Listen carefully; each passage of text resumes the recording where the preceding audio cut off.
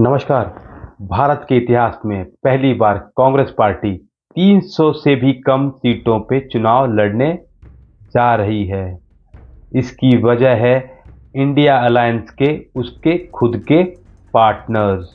और इन पार्टनर्स में सबसे बड़ा नाम जो आया है वो है केजरीवाल, ममता बनर्जी और नीतीश कुमार। इन तीनों ने मिलके ऐसा मजबूर किया कांग्रेस को कि कांग्रेस पार्टी को मजबूरन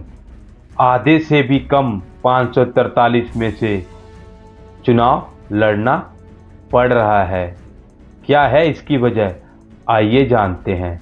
दर्शकों से निवेदन करूंगा, कृपया इस वीडियो को लाइक करें, शेयर करें, और अगर आप इस चैनल पर नए हैं तो प्लीज़ सब्सक्राइब करें।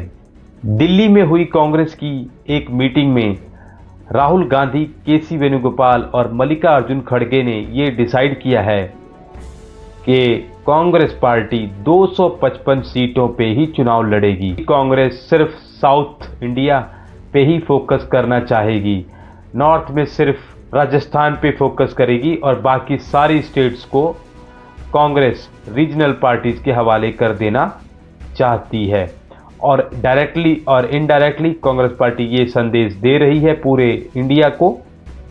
कि नॉर्थ का रीजन अब उसके रण के लिस्ट में नहीं है और वो मैदान छोड़ के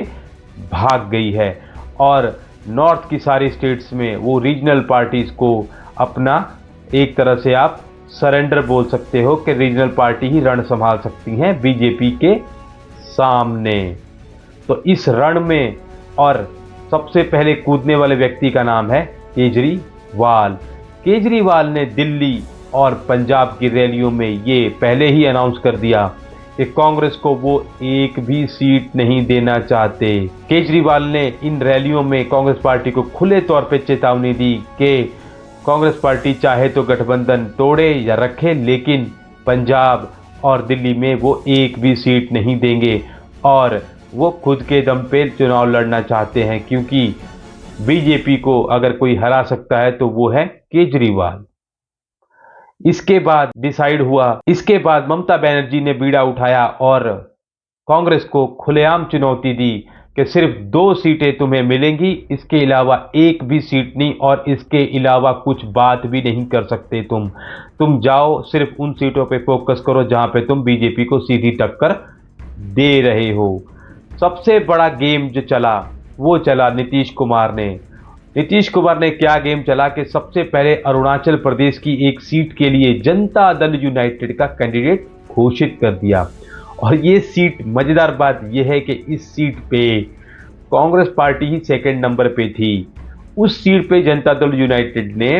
अपना उम्मीदवार उतार डाला, और इसके साथ साथ जनता दल यूनाइटेड ने 4 सीटों पे लोकसभा के कैंडिडेट उतार दिए। ये 4 सीटें थी बिहार की, बक्सर, मुजफ्फरपुर, पटना और वैशाली। तो इसके कारण कांग्रेस पार्टी इस तरह से प्रेशर में आई है कि कांग्रेस पार्टी ने फाइनली ये डिसाइड कर लिया है कि रीजनल पार्टीज के आगे उसको झुकना पड़ेगा, और अपनी जो शाख है उसको बचाने के लिए नॉर्थ के रीजन को छोड़ के भागना ही उसकी भलाई में है। तो ये तो रही कहानी कि कांग्रेस पार्टी ने 255 सीटों पे चुनाव लड़ने का मन क्यों बनाया, लेकिन इसकी जो इम्प्लीकेशंस या बोल सकते हो इसके प्रभाव और इसका जो लॉन्ग टर्म इम्पैक्ट क्या होगा, आइए जानते हैं। प्रभाव नंबर 1, जो कांग्रेस पार्टी नॉर्थ से जो जाने का डिसाइड कर चुकी है कि हम नॉर्थ में चुनाव नहीं लड़ेंगे, इसका सबसे बड़ा प्रभाव ये पड़ेगा कि उसके कार्यकर्ता और उन लोगों के ऊपर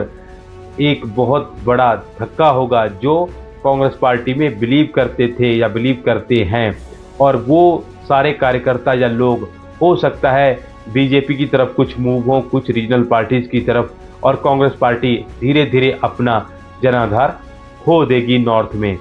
और लोग सिर्फ यही बात करेंगे एक थी कांग्रेस नॉर्थ में। नंबर 2 क्या हो सकता है कि रीजनल पार्टीज अपना इतना दबदबा बना ले कि कांग्रेस पार्टी अपनी कोई भी टर्म्स एंड कंडीशन ना मनवा पाए, और कांग्रेस पार्टी के बिल्कुल हथियार डालने के कारण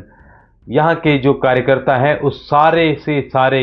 कांग्रेस पार्टी से खफा हो जाएं और कांग्रेस पार्टी को ही तोड़ के नई पार्टी बना ले नॉर्थ में, क्योंकि जो कार्यकर्ता है वो हो सकता है अदर पार्टी में ना जाना चाहते हों और वो कांग्रेस की आइडियोलॉजी पे ही काम करते हों। तो सिमिलर आइडियोलॉजी पे हो सकता है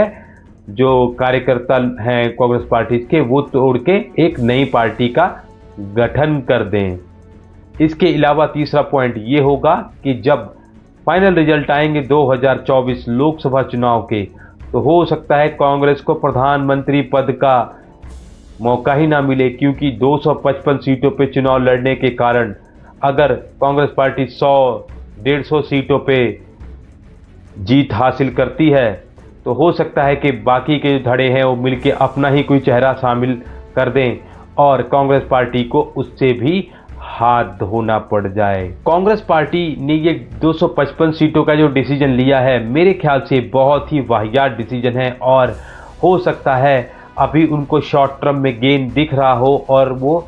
राजगद्दी तक पहुंचने का उनको शॉर्टकट हो, लेकिन लॉन्ग टर्म में आप एक नेशनल पार्टी हो और आप एक नेशनल पार्टी के तौर पे चुनाव नहीं लड़ रहे, क्योंकि नेशनल पार्टी अगर आप होते तो कम से कम 300-350 सीटों पे चुनाव तो लड़ते ही लड़ते। लेकिन कांग्रेस पार्टी ने ये डिसाइड किया है कि वो आधे से भी कम सीटों पे चुनाव लड़ने को राजी है, बशर्ते उसे बीजेपी को कैसे भी करके हराना है। तो लोगों के बीच में एक डायरेक्टली इनडायरेक्टली आप इंडिकेशन दे रहे हो कि आप लोगों को सत्ता मैटर करती है, आप लोगों को सेवा मैटर नहीं करती। और इसके कारण कांग्रेस पार्टी का जो ग्राफ था नीचे जाने का, मुझे लग रहा है और भी स्पीड से जाएगा। जो 52-53 एमपी जीते थे कांग्रेस पार्टी के, मुझे लग रहा है इस बार 25-30 भी ना हो पाए। तो जो डाउनफॉल है कांग्रेस का और भी ज़्यादा तेज़ी से इस डिसीजन के बाद हो चला है और शायद जो डिसीजनिंग बॉडी है कांग्रेस की, उनको कुछ ना कुछ सोचना पड़ेगा इस डिसीजन के ऊपर, क्योंकि वो डायरेक्टली इनडायरेक्टली रीजनल पार्टीज को काफ़ी पावर देने जा रहे हैं और ये सारी पार्टी जो है परिवारवाद की पार्टीज हैं और ये एक ही परिवार के अंदर काम करती रहती हैं। ये कभी भी नहीं चाहेंगी कांग्रेस मजबूत हो किसी किसी स्टेट में और इन लोगों को टक्कर दे, क्योंकि कांग्रेस मजबूत होगी तो इनका भविष्य खतरे में है। कांग्रेस पार्टी को मैं सीरियसली रिक्वेस्ट करूंगा अपनी इस डिसीजन के ऊपर प्लीज कंसीडर करें, क्योंकि एज ए इंडिविजुअल मैं ये चाहता हूं कि कांग्रेस एक नेशनल पार्टी ही टक्कर दे बीजेपी एक नेशनल पार्टी को, क्योंकि अगर रीजनल पार्टीज मिलके ऐसे टक्कर देने लग गई तो एक भारत में खिचड़ी सरकार बनना तो लाजमी है। और खिचड़ी सरकार बनी तो आपको पता है 90s में भारत का क्या हाल हुआ था खिचड़ी सरकार के कारण। आप लोगों को क्या लगता है कांग्रेस पार्टी का ये डिसीजन कैसा होगा और क्या ये डिसीजन से कांग्रेस पार्टी फ्यूचर में अपनी सरकार बना पाएगी? प्लीज कमेंट बॉक्स में कमेंट करके जरूर बताना। तब तक के लिए नमस्कार।